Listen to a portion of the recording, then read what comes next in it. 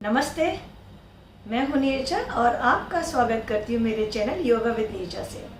आज के इस एपिसोड में मैं बताऊंगी भगवद गीता का एक श्लोक, जिसके द्वारा मैं ये बताने की कोशिश करूंगी कि परिवार के बुजुर्ग कैसे होने चाहिए और अगर बुजुर्ग अपने ड्यूटी से विहीन हो जाते हैं, अपने कर्तव्य से विहीन हो जाते हैं, तो परिवार की क्या दशा होती है।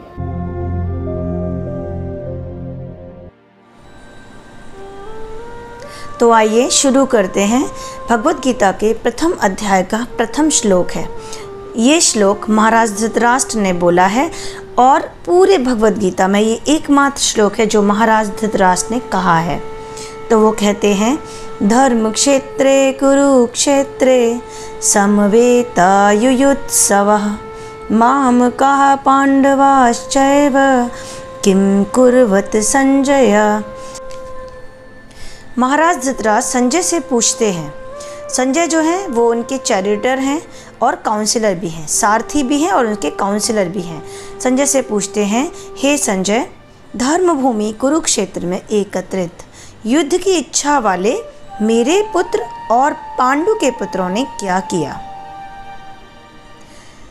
जिन लोगों को नहीं पता, उनकी जानकारी के लिए भगवद गीता महाभारत का ही अंश है। हम सभी महाभारत ग्रंथ के बारे में जानते हैं। इस श्लोक के संदर्भ में कुछ बातें जानना ज़रूरी है। महाभारत का युद्ध कुरुक्षेत्र के मैदान में प्रारंभ होने वाला है। वहाँ कौरव और पांडव जो एक ही कुल के वंशज हैं, किंतु कौरवों की अधर्म नीति के द्वारा पांडवों को राज्य और संपत्ति से बेदखल कर दिया गया। इसीलिए इस युद्ध की परिणति हुई।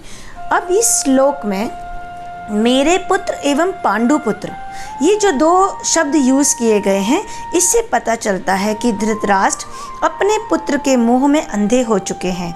उन्हें ये पता चल रहा है कि अब युद्ध होने वाला है, फिर भी वो मेरे पुत्र और पांडु के पुत्रों को उन्होंने अलग कर दिया है।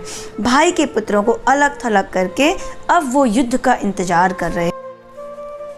धृतराष्ट्र जो कि आंखों से अंधे हैं, उनको दिखाई नहीं देता, इसलिए युद्ध में क्या होने वाला है इसी एंग्जाइटी में है। उन्हें ये ज्ञात हो चुका था कि उनकी करने की वजह से युद्ध हो रहा है, और फिर भी वो इस एंग्जाइटी में, इस डिप्रेशन में है और वो पूछ रहे हैं।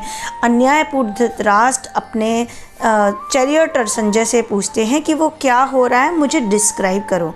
संजय जो कि वहाँ से दूर हैं, लेकिन उनके पास एक ऐसी दृष्टि है जिसकी वजह से युद्ध के अंदर क्या हो रहा है वो यहाँ से देखकर और डिस्क्राइब कर रहे हैं।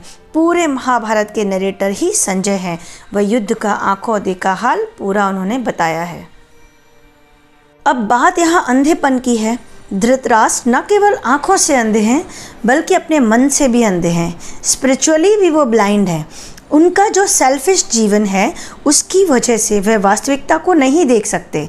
धृतराष्ट्र ने जो नियम का उल्लंघन करते हुए अन्यायपूर्ण नीति के साथ अपने भाई के बच्चों का राज्य का हिस्सा नहीं दिया और इस तरह उन्होंने अन्याय किया, तो वो अपने मन से भी अंधे हुए। इससे हमें क्या सीखने को मिलता है? हमें सीखने को मिलता है कि फैमिली के बुजुर्गों को, हर व्यक्ति का ध्यान रखना कितना ज़रूरी होता है। चाहे छोटा हो या बड़ा, परिवार का हर सदस्य इक्वल होता है।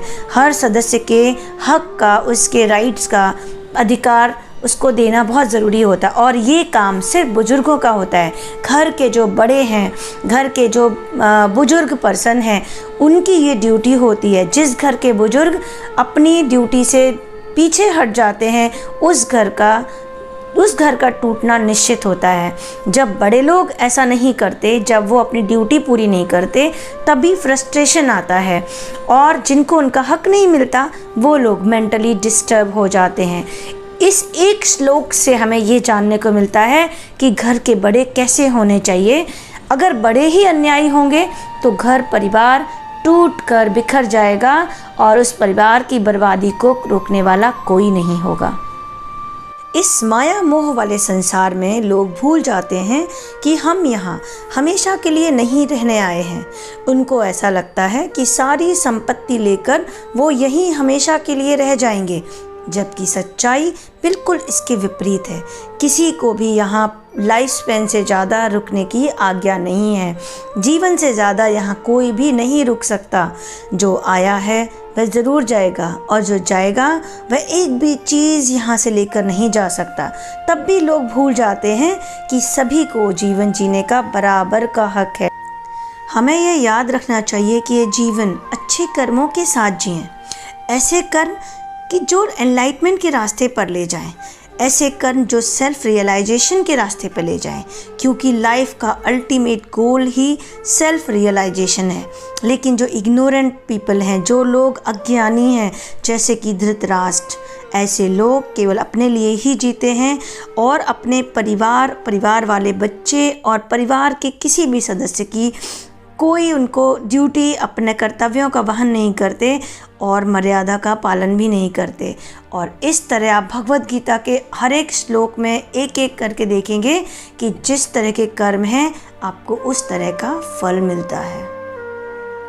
ये थी एक कोशिश भगवद गीता की एक व्याख्या करने की। ऐसे और भी वीडियोस मैं लेकर आती रहूँगी। अगर आपको मेरा ये वीडियो, मेरी एक्सप्लेनेशन पसंद आई है तो प्लीज़ लाइक करें, शेयर करें, सब्सक्राइब ज़रूर करें और बेल आइकन को दबाना ना भूलें। मैं नेक्स्ट वीडियो में मिलूँगी, तब तक के लिए नमस्ते।